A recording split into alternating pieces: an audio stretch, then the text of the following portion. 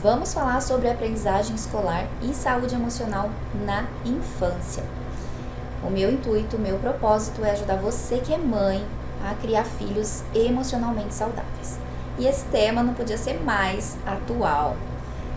Não sei como é que tá a sua vida aí na sua casa, com essa história toda que a gente está vivenciando, esse momento específico que a gente está vivenciando, mas essa nova realidade escolar tem sido um super desafio e muitas mães relatam que estão tendo dificuldades com as crianças nesse momento.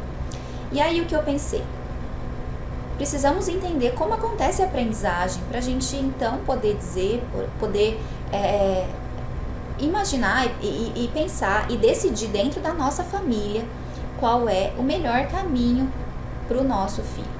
Tá? Então o meu objetivo é que vocês possam tomar as decisões de vocês de forma consciente, como eu sempre digo, trazendo conteúdo, conhecimento, embasado, para que vocês possam tomar as decisões de vocês, né, diante aí dessas questões que eu vou trazer.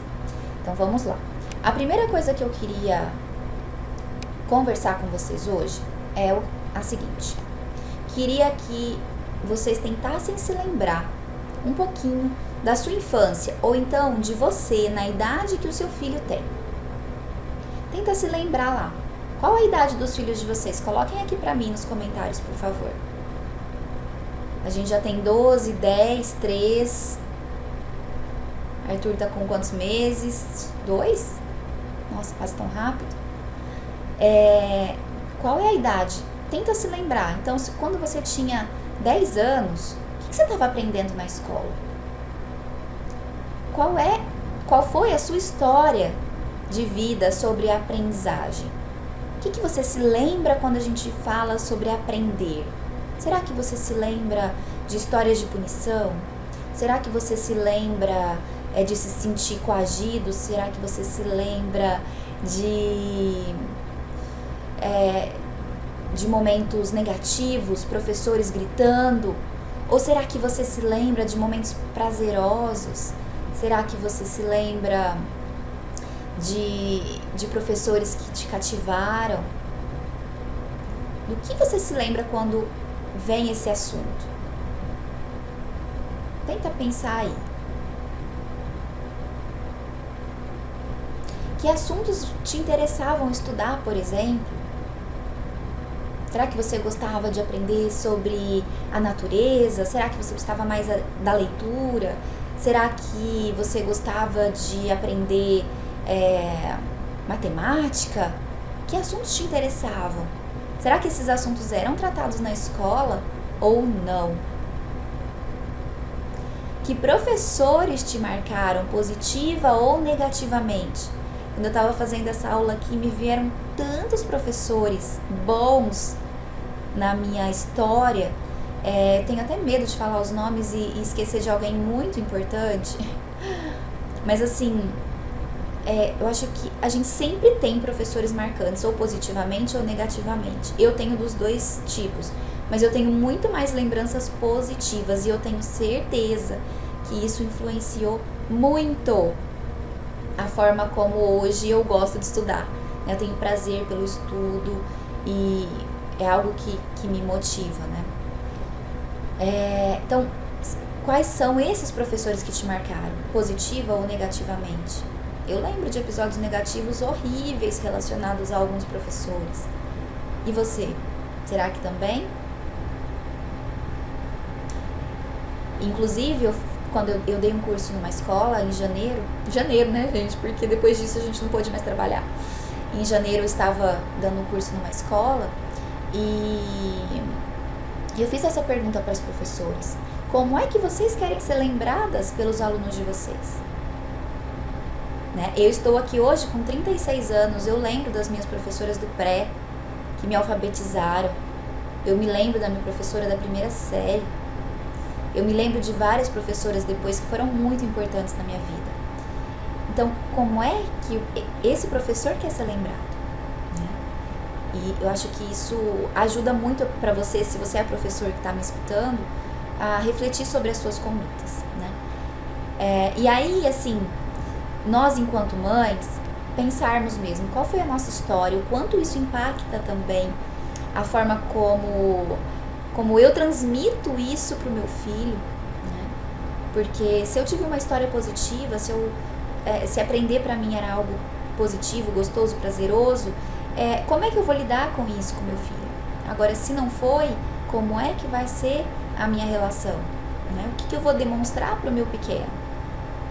Então, isso a gente precisa estar muito consciente antes de qualquer outra coisa, tá bom? Então, a gente fez esse exercício, né, de tentar nos lembrar da nossa infância, de quando a gente aprendeu, quais são as memórias que a gente tem. E agora eu queria perguntar pra você, hoje, enquanto adulta, hoje, o que te fascina? O que te motiva pra aprender? Tem algo aí que você tem pesquisado, que tem sido algo que, nossa, isso aqui é muito legal, nossa, isso aqui eu preciso aprender? Será que tem algo aí te dando essa vontade de aprender? Se tem, por favor, coloca aqui pra mim nos comentários, eu vou adorar saber. Eu coloquei aqui nos slides, vocês do Instagram não estão vendo, mas depois se vocês quiserem assistir essa aula no YouTube, vocês vão ver os slides. Então tem uma foto aqui da Ana Beatriz, bebezinha, com 7 dias. E quando a Ana Beatriz nasceu, foi um grande motivador para eu aprender coisas novas. E acredito que vocês também, não sei. Mas quando a gente se torna mãe, a gente quer aprender sobre coisas relacionadas à maternidade, né? O Arthur vai fazer 1 mês. A Mayra quer saber de quê? Mayra tá querendo saber sobre cólica, Mayra tá querendo saber sobre saltos de desenvolvimento, Mayra tá querendo saber sobre sobre o que mais aí? Soluço, né? E aí vão crescendo e as demandas vão mudando e a gente quer aprender coisas relacionadas ao que a gente precisa, né? Depois eu coloquei uma foto da Ana Beatriz de uma viagem que a gente fez. Muitos adultos se motivam, por exemplo, por uma viagem. Então quero conhecer um lugar novo e aí eu vou aprender a falar a língua que esse país fala, por exemplo, se eu vou para um outro país, né? Ou se eu vou aprender sobre uma nova cultura. Então, às vezes, os adultos relatam muito isso, que também querem aprender algo para viajar, né? Então, é uma motivação nova. Então, o que é que te motiva hoje como mãe? O que é que você tem vontade de aprender? Não precisa ser sobre maternidade, sobre sono. Sim, a gente quer saber sobre sono. Aula de quarta-feira sobre sono, tá bom? Não sei ainda se vai ser ao vivo ou gravada, porque vai ser com a Ana, mas eu aviso vocês. Mas a aula de sono sobre sobre sono na quarta. Estou precisando dormir, essas trocas aí, isso é falta de sono. Então, quando às vezes a gente não precisa só querer saber sobre maternidade, podem ter outros assuntos que nos cativam. Mesmo sendo mães, a gente é muitas coisas além disso, né? Somos muito mais do que mães. Então, por exemplo, eu gosto muito de pesquisar sobre yoga, sobre mindfulness. Eu tenho lido algumas coisas. Comprei um livro recentemente sobre a coragem de ser imperfeita. Então, são coisas que a gente vai, né, pesquisando. Então, enfim, pense aí o que te motiva. Por quê? Porque isso está ligado a uma emoção. E é isso que te motiva a aprender. Se não existe uma motivação, por que eu vou aprender algo, gente? Precisa ter uma motivação. Então, parafraseando a doutora Jane Nelson, aprendemos melhor quando nos sentimos melhor. Eu tenho certeza que já teve dias que você falou assim, hoje eu não tô boa. Hoje, não adianta me explicar nada, minha cabeça não funciona hoje, não tô bem, não tô legal. E aí pode ser uma questão emocional, pode ser uma questão física, pode ser, enfim, N fatores que estão atrapalhando aí a sua aprendizagem. Por quê? Porque o nosso corpo, né, é muito sábio. E quando a gente não está bem, ele não vai aprender coisa nova, porque ele não dá conta. Ele é sábio, ele precisa sobreviver.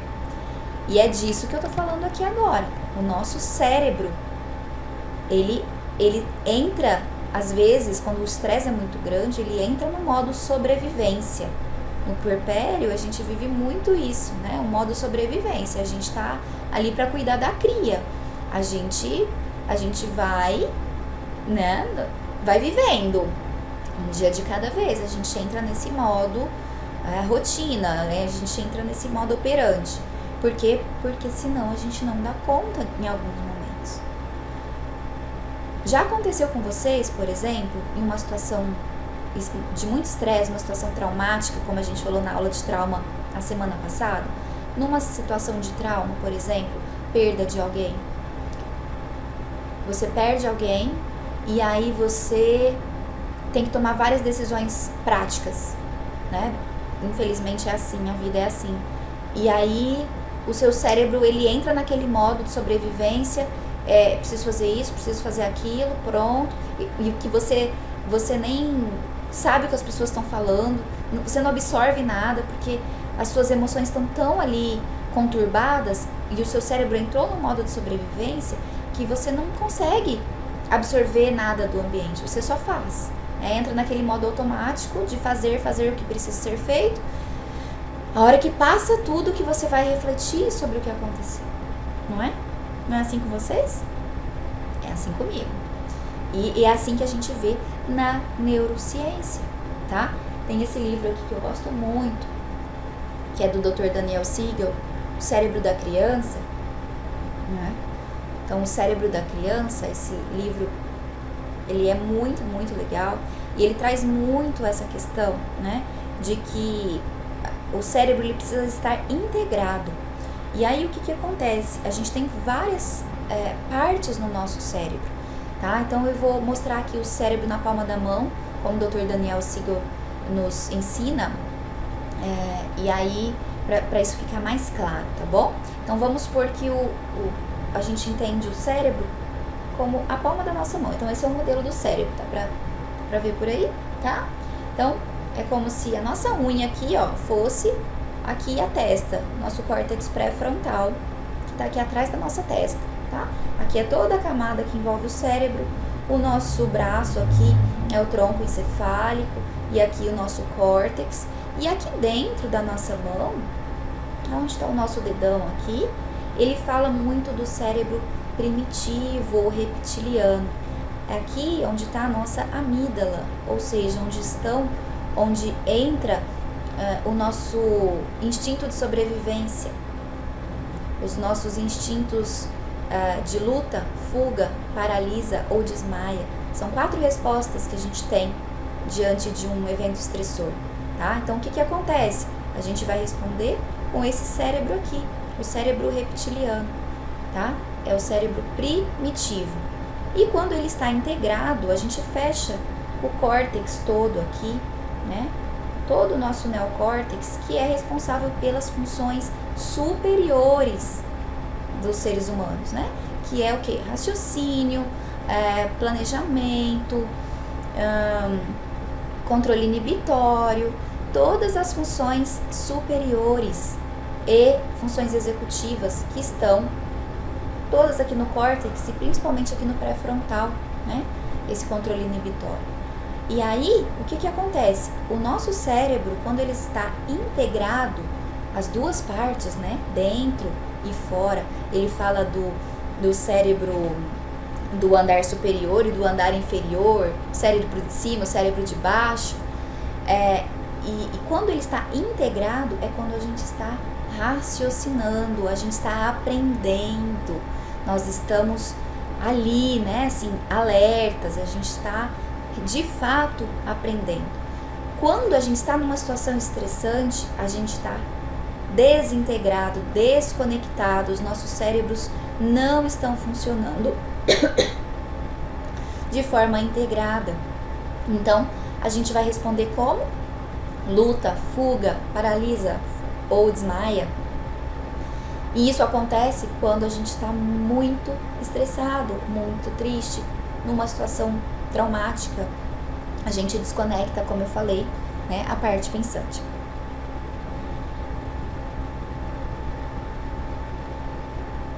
E aí, o que isso tem a ver, Lívia, com a aprendizagem? gente vai falar mais sobre isso. Agora eu quero que você pense, o dia lá que você não estava bem, ou que aconteceu uma situação traumática ou estressora na sua vida, você conseguiu render ou aprender o que você precisava aprender ou fazer? Ou será que você não conseguiu, você entrou no modo reativo, no modo sobrevivência? Será que o dia lá que o seu filho estava sendo só uma criança, só que você estava muito cansado, não tinha dormido direito, super sobrecarregada de trabalho, home office, mais almoço, janta, mais homeschooling, né? Aulas online, mais marido, mais nananana, cachorro, periquito, papagaio, sobrecarregada, você não se cuidou, e aí você desconectou, seu cérebro estava desintegrado, e aí você não conseguia ter outra reação que não gritar, que não ir pra cima do seu filho, ou se vitimizar, ou brigar, ou bater, né? E aí quando a gente tá nesse modo sobrevivência, a gente faz coisas nada legais, né?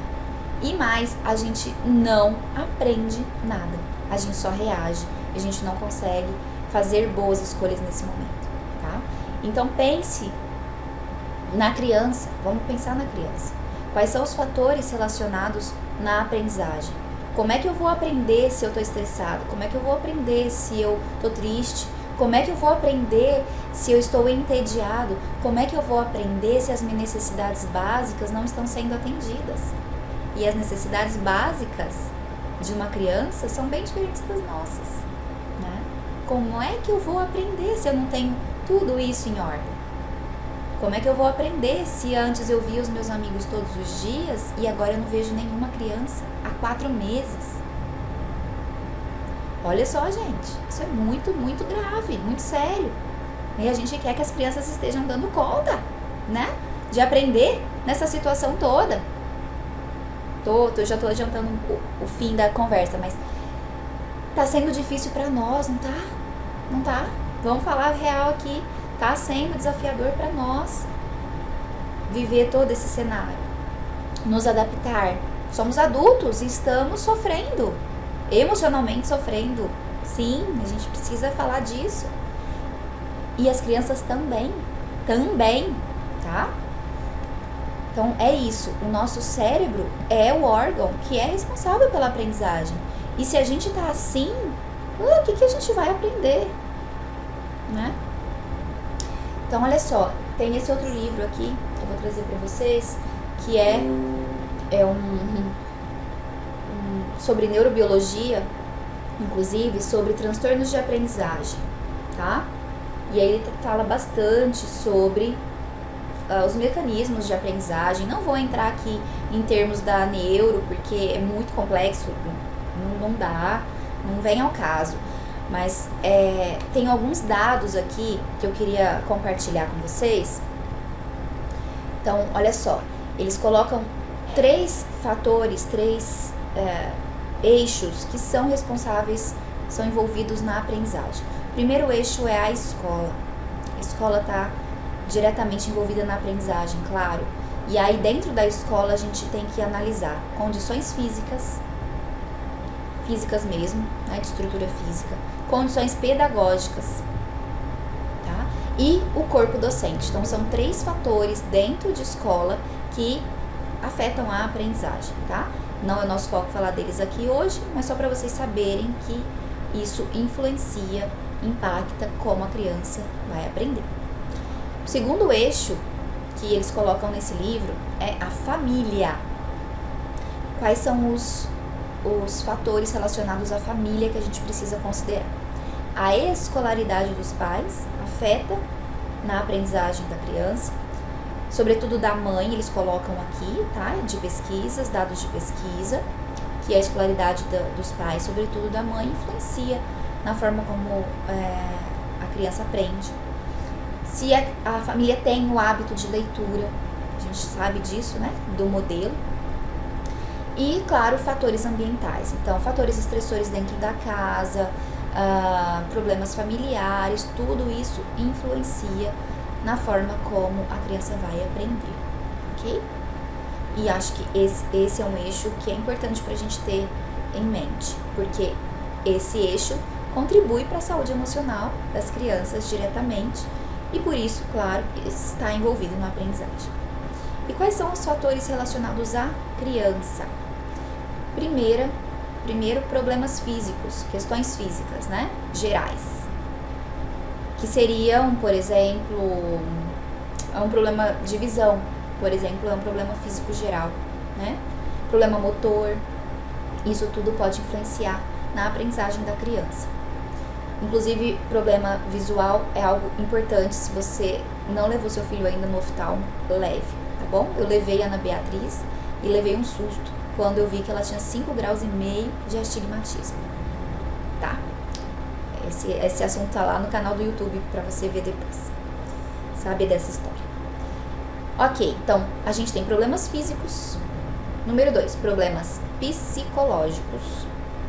Isso mesmo, e problemas neurológicos. Problemas neurológicos envolvem aí algum distúrbio mesmo neurológico que a criança possa ter, como epilepsia, e que pode afetar a aprendizagem dela, ou mesmo questão de deficiência cognitiva e tal.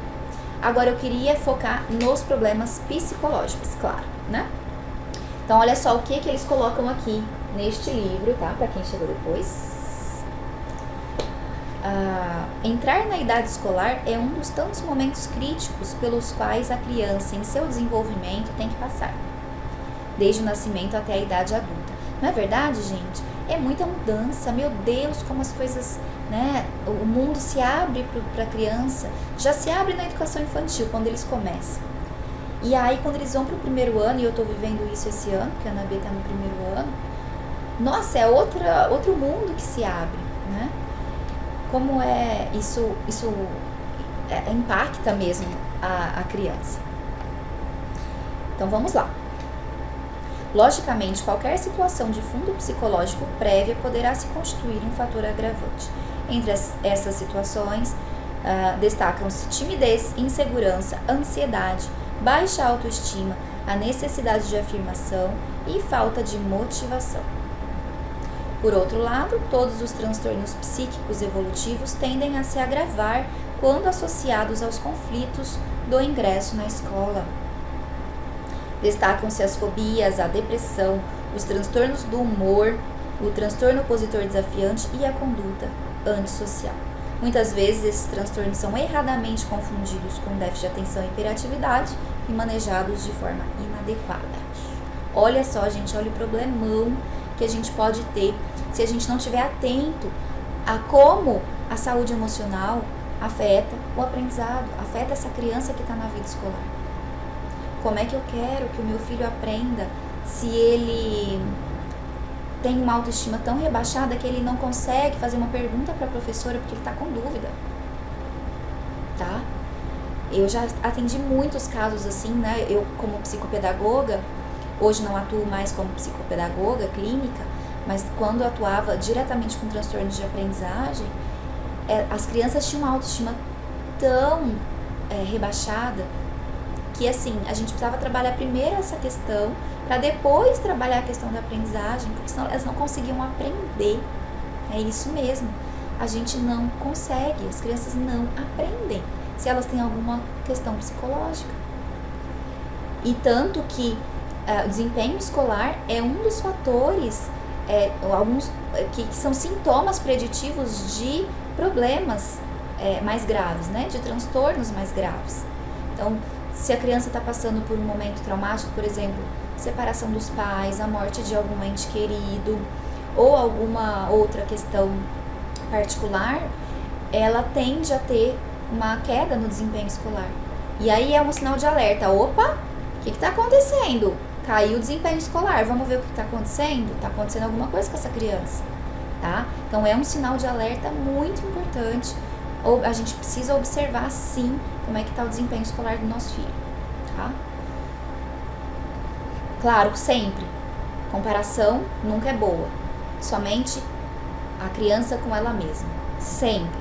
tá? Então é comparar o desempenho dele, da criança com ela mesma. Antes ela aprendia, agora não aprende mais. Mas antes ela ia super bem na matemática, adorava, e agora não tá querendo mais. Tem algo acontecendo, algo, né, que precisa ser investigado, tá bom? E aí, o Dr. Daniel Siegel também, né, retomando aqui uma citação do livro dele, ele coloca assim: acima de nossa arquitetura cerebral básica e de nosso temperamento inato, os pais têm muito a fazer para oferecer os tipos de experiências que ajudarão a desenvolver um cérebro resiliente e bem integrado. Pois é, então olha só, tá falando aqui que a gente tem, acima de tudo, né, acima do temperamento que a gente já vem de fábrica com ele, dessa arquitetura cerebral, o que a gente tem, o que a gente pode, o que a gente tem controle das experiências que nós, pais, temos proporcionado para os nossos pequenos. Experiências você tem proporcionado. A Lavínia tá falando aqui, tá assistindo a live com o Caçula, com o Rafa. Que bom, Lavínia, fica tranquila, tá? A participação dele é bem-vinda também. E então, que experiências a gente está proporcionando para as crianças? Nessa situação toda que a gente está vivenciando, muitas crianças estão presas dentro dos apartamentos e estão ficando estressadíssimas. Pensa, gente, uma criança que ia para a escola, encontrava todos os amigos, abraçava, pulava, gritava, corria. Agora, ela não está vendo ninguém. Tem crianças que não veem outras crianças há meses. A Ana Beatriz mesmo, eu nem sei quando. Ela vê a Catarina, né? Mas é um bebê, mas criança da idade dela, ela não vê criança da idade dela há meses. Como isso impacta, né, as emoções dos nossos filhos. Então, a gente precisa estar muito empático nesse momento para entender que não está sendo fácil para eles. Aliás, se está sendo um desafio para nós, de novo, eu quero falar isso 1000 vezes. Imagina para as crianças, tá? Então, assim, a gente precisa validar o que eles estão sentindo e os desafios deles também. A infância não é fácil, não. A gente lembra, né? Ai, era tão bom ser criança. A gente não se lembra das coisas difíceis, talvez. Ser criança não são só flores. A gente, com certeza, teve desafios. Então, a gente precisa olhar para os desafios dos nossos filhos, mesmo que os nossos não tenham sido olhados e validados, né? Ok? Então, isso é muito, muito sério. E aí, o que está acontecendo nesse cenário que a gente está vivendo? Nós estamos sobrecarregados, os professores também estão, porque os professores, as professoras também são mães, são pais, que também estão em casa com os filhos, sem escola, tá? Então tá todo mundo, gente, nessa situação. E as crianças também, às vezes, se veem sobrecarregadas. Por quê? Porque agora tem um monte de demanda ainda, acaba tendo, muitas crianças mantiveram a maioria das demandas de aulas e não tem, vamos falar assim, não tem a outra parte, que é a parte da socialização, a parte de gastar energia, de correr, de pular, de brincar, de ter espaço, de sair dessas 4 paredes que é a casa. Muitas famílias não têm uma casa grande, com jardim, com quintal, né? Então, se você tem, que bom que você tem, que você pode ir pro quintal, sair um pouco, né, das 4 paredes. Mas, gente, quem tá em apartamento, meu Deus, é outra realidade, outros desafios. E aí, o que aconteceu? Consumo de telas subiu nas alturas, na estratosfera. Todo mundo acabando, assim, a maioria das mães que eu converso, que eu atendo, Olivia, eu tô cedendo mais tempo de tela, de TV, porque não tá dando, não tem como, né? E ainda tem as aulas online, e aí as crianças não querem fazer as aulas online, não estão afim, não estão gostando, porque não tem o contato, tá sendo difícil para elas não conseguem prestar atenção, por quê? Porque estão dentro de casa, e aí tem mil distratores, dentro de casa, o brinquedo preferido tá ali logo na mão, a TV tá ali, o videogame, né? A mãe tá ali. Como é que essa criança, como é que a gente quer que ela se concentre igual na sala de aula? A sala de aula já é complicado, né? Elas se distraem facilmente, dependendo ainda da idade, mais ainda. E aí, dentro de casa, gente, mais desafiador. Então, como é que a gente vai fazer com que isso dê certo? Como é que a gente espera que eles aprendam da mesma forma, né? A gente precisa, na verdade, pensar o que eu estou esperando, o que é esperado, o que é real. Porque se isso ficar muito distante, se a minha expectativa está muito alta, a tendência é que eu me frustre, que a criança se frustre, e aí eu gero um problema muito sério a médio e longo prazo, tá? A gente vai falar sobre isso. Então, eu tenho visto muito as mães queixarem: meu filho não quer assistir aula. A Ana Beatriz também tem aulas que ela não quer assistir, ou pelo horário, ou porque não prendem a atenção dela, ou porque, enfim, não querem.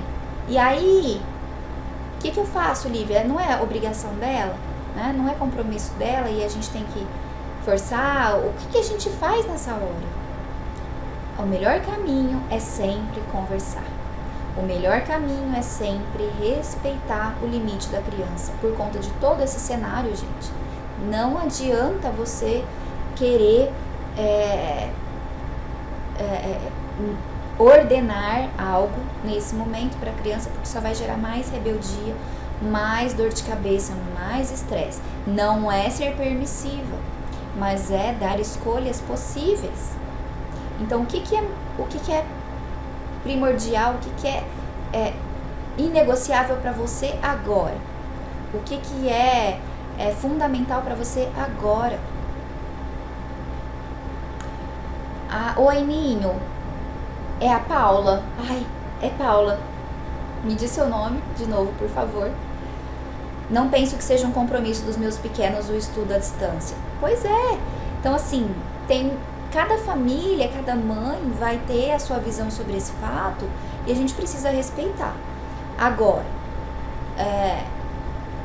como é que as coisas vão caminhar depois? É Paula mesmo. A memória não tá tão ruim, Paula.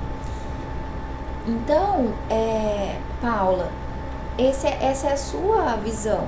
E tá tudo bem. Precisa fazer sentido para cada família. Só não dá, gente, pra gente esperar que a criança faça e tenha a mesma carga horária, a mesma atenção que teria na escola, porque é muito diferente.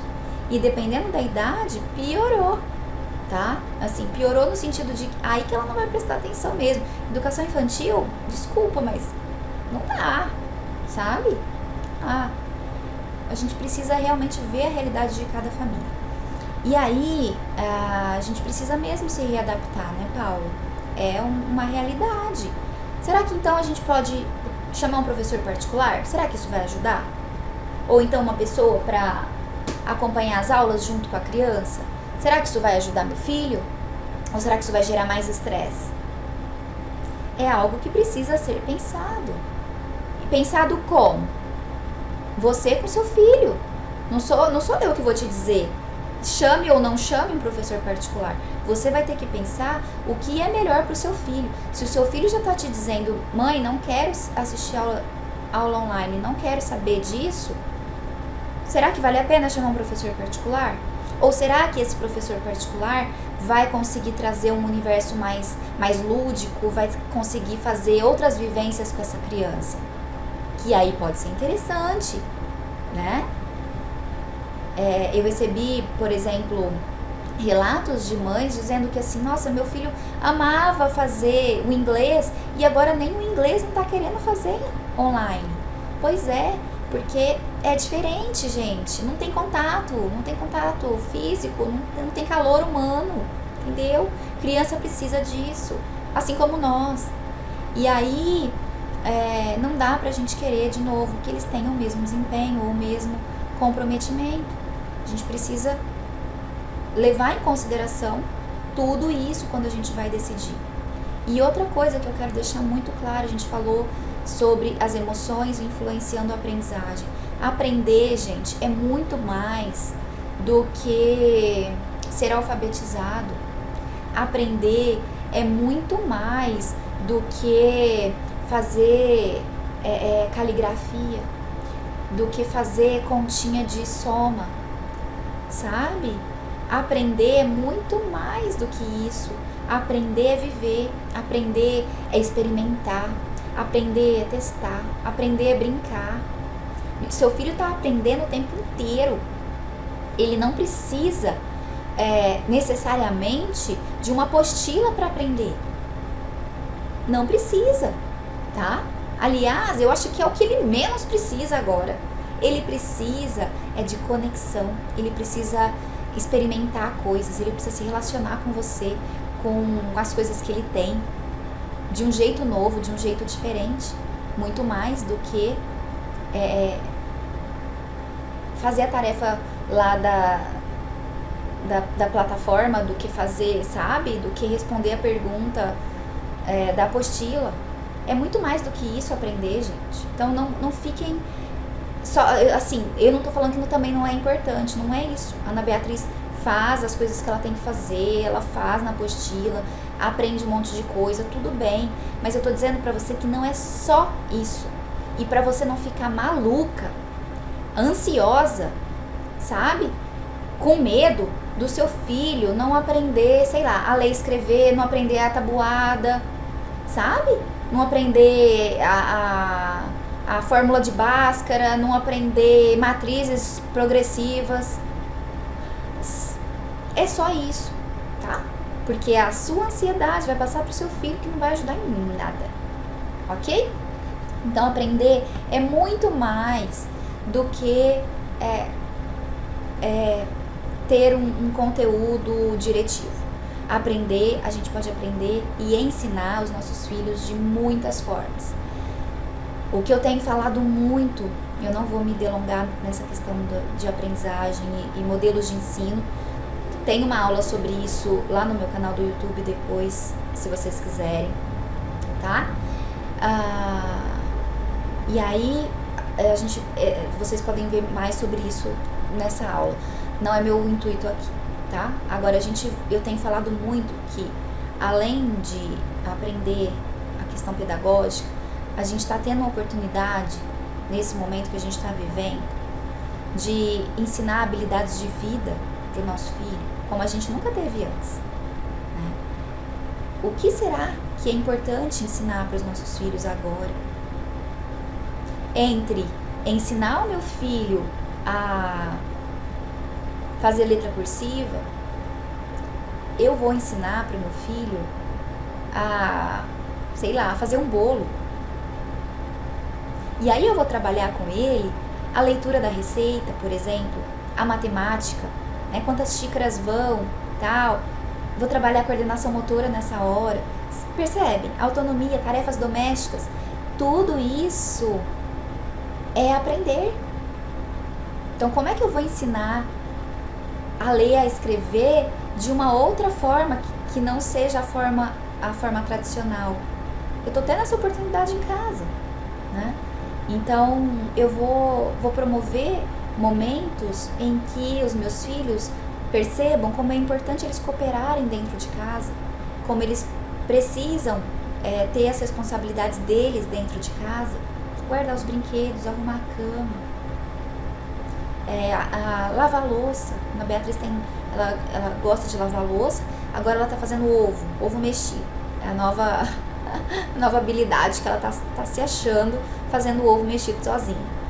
E aí, sabe, tudo que é trabalhado nesses momentos, ok? A Noelle do Laços de Borboleta tá falando que as meninas estão em casa, não querem fazer nada, puro estresse. Decidimos pedir ajuda a uma professora particular, tá sendo ótimo, pois é tudo lúdico, mas em casa não sofre muito. Pois é, casos e casos. Às vezes realmente, né, a professora pode ajudar muito se ela tiver uma didática, um manejo lúdico, pode ser um momento prazeroso para a criança. Ótimo, que bom. Isso pode ajudar sim, né?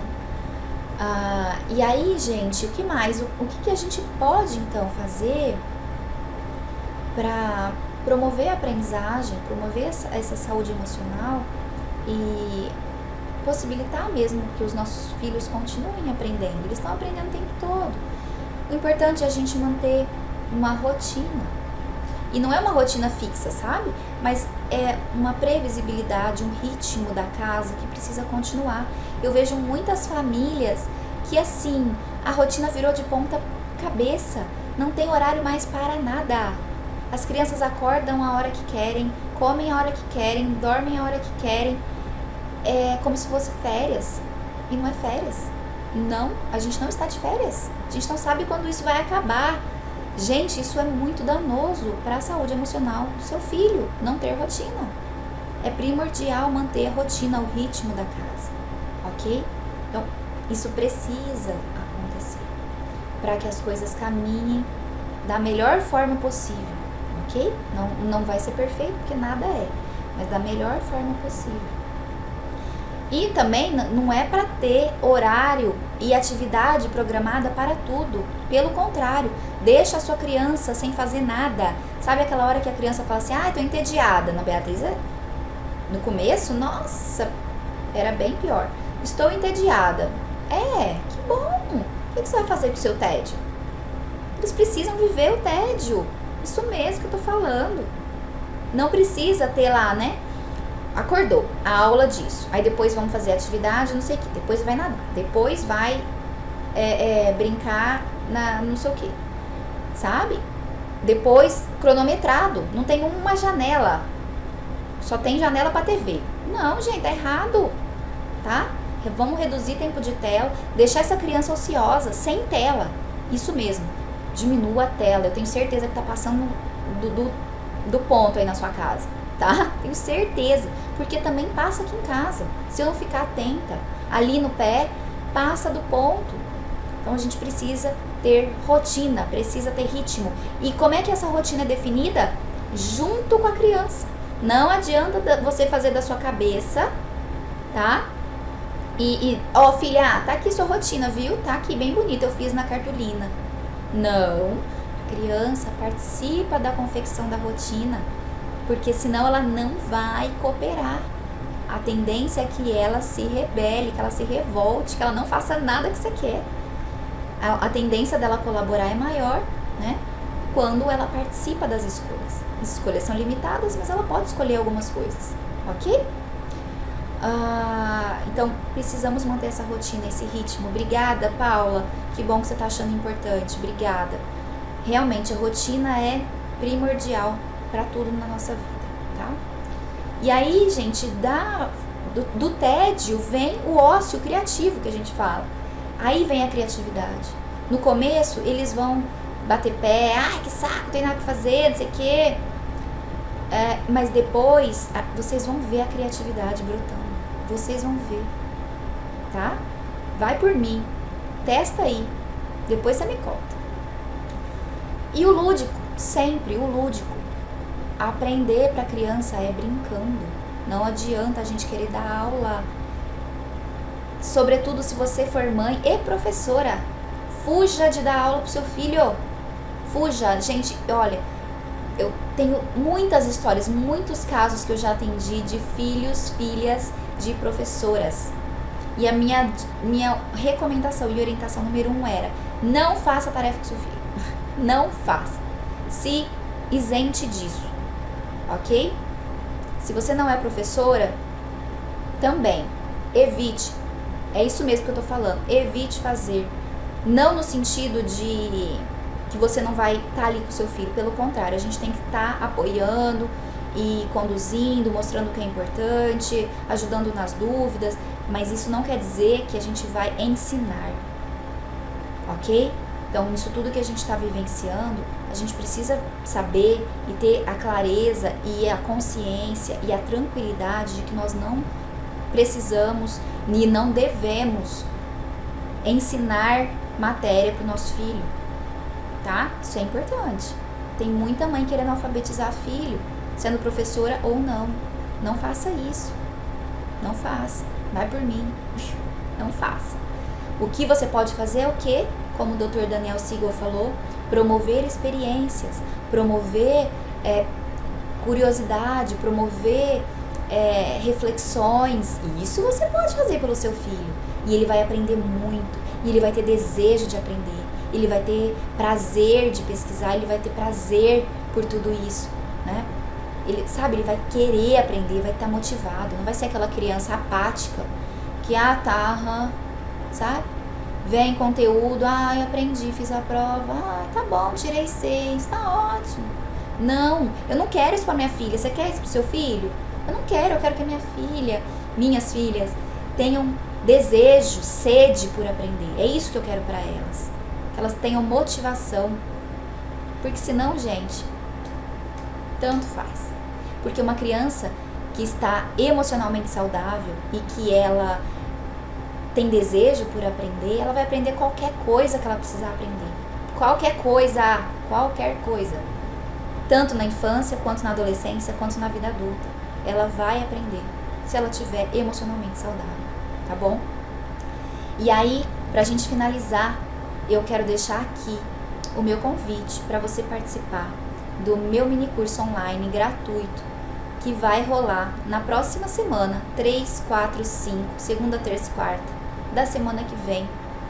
E tá muito, muito maravilhoso esse mini curso.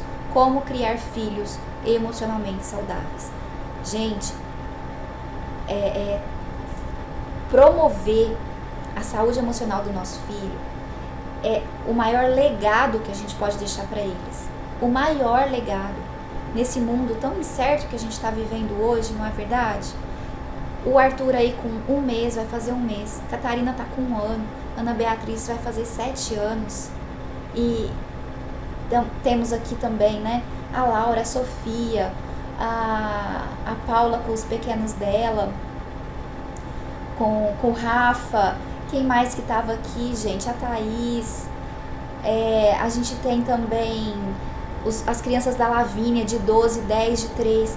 Qual é o futuro que espera essas crianças? A gente não sabe, a gente não tem como predizer, né? Não que a gente tivesse na nossa época, mas a gente tinha algumas previsões um pouco mais certeiras, né? De algumas coisas que a gente podia fazer para garantir, né? Algumas coisas. Hoje não.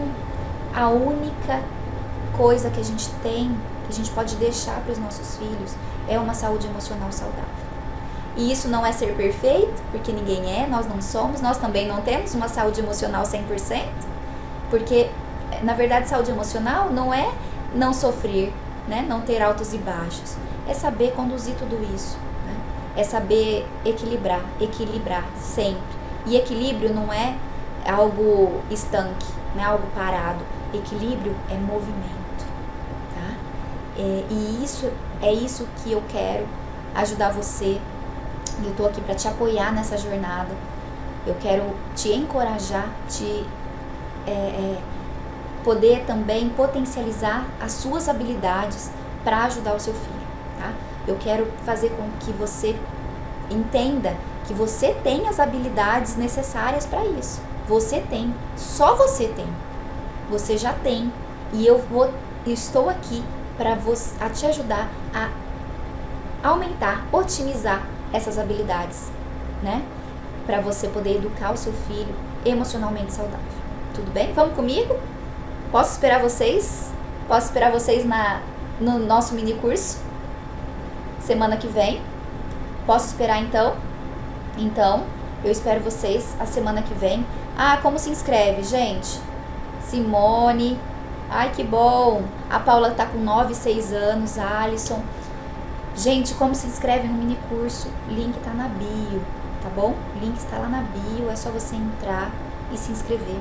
Eu espero vocês no mini curso. Convide mais mães, compartilhe essa live, compartilhe os posts.